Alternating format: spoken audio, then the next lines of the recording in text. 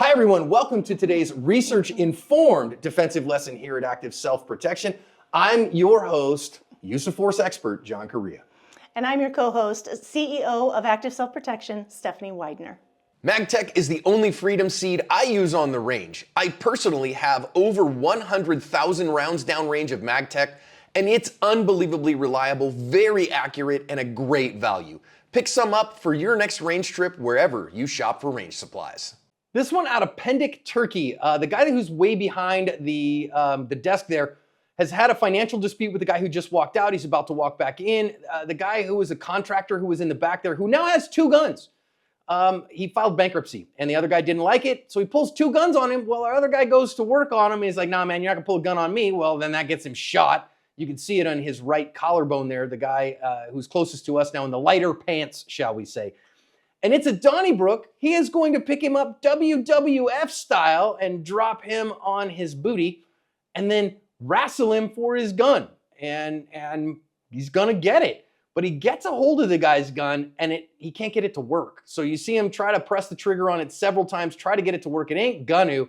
And he's never gonna get that gun in the fight. But the other gun gets kicked around nearby where he can see it. So he tosses the gun that he has that doesn't work, picks up the other one. It does work. Shoots that guy several times. So our guy who ran off, who was the guy who was not behind the desk earlier, the cops got called, the ambulances got called. Our guy who pulled the guns, that's this guy right here, who you see, he can't stand up because he's been shot fatally in the leg. They did transport both of them to the hospital.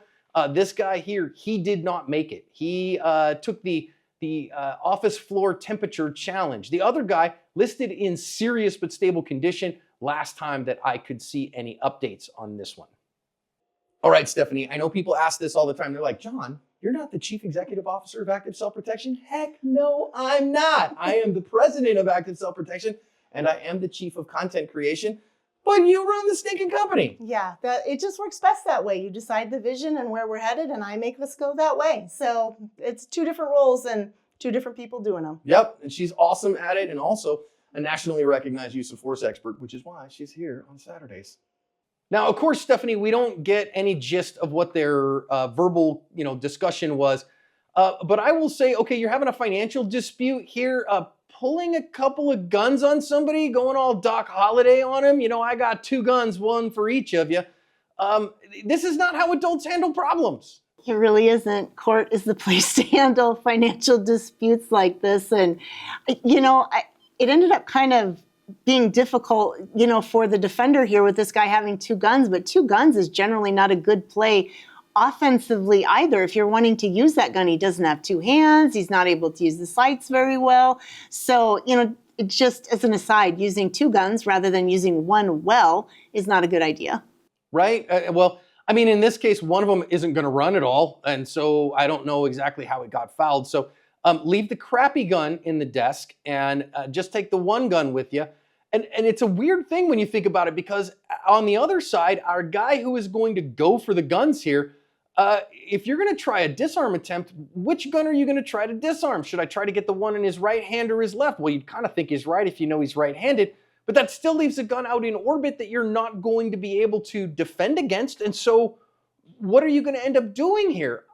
I don't know exactly how to solve this one, but again, you might choose instead to just kind of go hands off here. But when he does decide to do it, Steph, this is why we say that in the 5Ds +1, that distance is that +1, because if you go from too far a distance, your chances of being shot here are fairly astronomical. Yeah, this is tough to defend to begin with. He's defending on hard mode against these two guns. And unfortunately, we're going to see Exhibit A of why you need to be a little closer if you're going to do a disarm, why the distance is so important. We see that our first guy here with the guns just pulls the gun back. It was telegraphed, he saw it coming, and now he doesn't get it. Remember, I see this so often in martial arts programs when you get taught about disarms, is that the bad guy sticks a gun out there and then Shifu decides to start his disarm attempt and bad guy leaves that gun sitting out there while Shifu does his 19-move crazy disarm in order to get rid of it. That is not realistic. If in a real life encounter, the bad guy does not want to relinquish the gun to you. The second you go for the gun and he recognizes that, he is going to pull that gun back and keep you away from it, often with a leveraging arm. Although in this particular case, he doesn't have a leveraging arm because he's got a gun in that hand too. So this is an odd one. I don't know, Steph, was a better choice here not to try at all? I mean, I guess at some point, if you feel like he's going to shoot you either way, you may as well go for it. Yeah, and maybe that he had reason to believe that. I'm still struggling with there's this dispute. He went out and then came back in. And I think maybe the best way to handle this is not to get involved in it in the first place and go out the door and go into court. Because as dumb as two guns are from the offensive position, I don't know how to begin to say to defend it, because you have to focus on one. You can't focus on both, and he's just going to plug you with the other one. So it's tough. And that's exactly what we see happen here, is he is going to end up getting plugged with one of them. So if you start that disarm from too far away, one of them is going to get you, and you can see that blood stain on him right here. Well, you could see it there for just a second. We'll see it again a little bit later. But I do want to say here that the one thing that I really admire about Dude in the Light Pants, the non-gun having guy, is his crazy emotional fitness here, Stephanie. He really stayed in the fight, even though he was shot, even though he's facing long odds, even though he's got two guns against him. He kept fighting, and he ends up prevailing. And I just think it shows that attitude is king here. Yeah, we don't see it as well right here, but as this fight goes on, watch the blood accumulate all over the floor. We'll have blood all over the guy with the guns here, and he has not been shot yet. So the defender, the guy in the light pants, is losing a lot of blood. And boy, you never see his body language or intention or any of this falter. He's in this fight through to the end. I was frankly shocked. I thought there were many times that he was going to stop. This is a pretty long fight as far as defensive encounters go. And he stays in it for the whole thing and was able to overcome, which frankly is pretty impressive. Yeah, this is a fairly long fight. If you think about it, it goes on for about 45 seconds, which is a fairly long time, and having some cardio, not a bad thing here, though, it's over fast enough. I think strength is probably a bigger deal. I want you to notice here too that our bad guy here whomps him upside the head with the gun, and that gun goes off right at the ear of our defender. I wonder though, Steph, if auditory exclusion would mean that he may not have even heard the gun go off here. Certainly possible. I think each outcome is probably just as likely. Either he didn't hear it at all, or it was incredibly disorienting. He also could have probably wondered if he was shot. I mean, obviously he wouldn't feel anything, but in that heat of the moment, you don't always feel that sort of thing. So I think this could have been something he didn't notice at all, or it could have really thrown him off his game. It certainly didn't seem to throw him off his game any, though. So likely as not, there was some auditory exclusion, and he just kept going. I really think that's the attitude of overcoming that says, I don't care what else is happening. I have a mission, and that mission is to get these guns away from this guy and to win this fight. I am going to win this fight as long as I have any kind of fight left in me. As long as I have any consciousness, I am not giving up.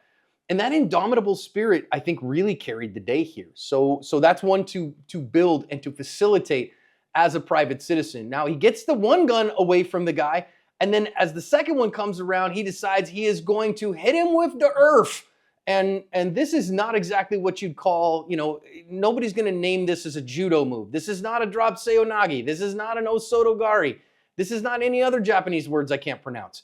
But it is super effective. And so when I say that empty-handed skills are important, really from a physical attributes perspective for a private citizen, I really think as much strength as you can have is probably our most useful attribute as a private citizen. I really think that it is his strength and his emotional fitness that wins the day here, because our guy with the guns, the offender, I guess, he never really gives up and gets out of this fight either until he is forced to. Both of them keep in it. They keep in it 100%. And the light pants here really had to win the fight. It wasn't, just by default or scared him off or he got tired. He had to fight to the end. And but the other guy never gave up either. So I think he edged him out with the strength there. And I really think there's a lesson there that, hey, if your aggressor quits easy, all right, cool, you can win an easy victory, but you might get the one who's willing to fight you all the way to the bitter end. And so you better be ready to fight to the bitter end. And he does.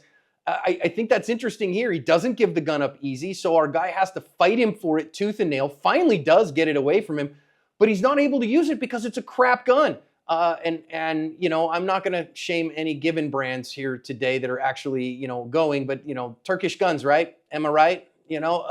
Sometimes that happens. Now he gets the other one off the ground floor, and Steph, this is literally in 50,000 plus videos that we have analyzed of defensive engagements, the third time that we have seen a battlefield pickup get into the fight and rounds actually used from it. Third time we've ever seen that. So I guess at this point we have to say it's not a unicorn anymore. Maybe it's just kind of a black swan, but it's still pretty darn rare. Yeah, and okay, so you can make the argument that having some type of general gun knowledge or how to use a lot of different guns is helpful. My suspicion is that he just had to pull the trigger in this case, So how much gun knowledge do you need to prepare for that battlefield pickup?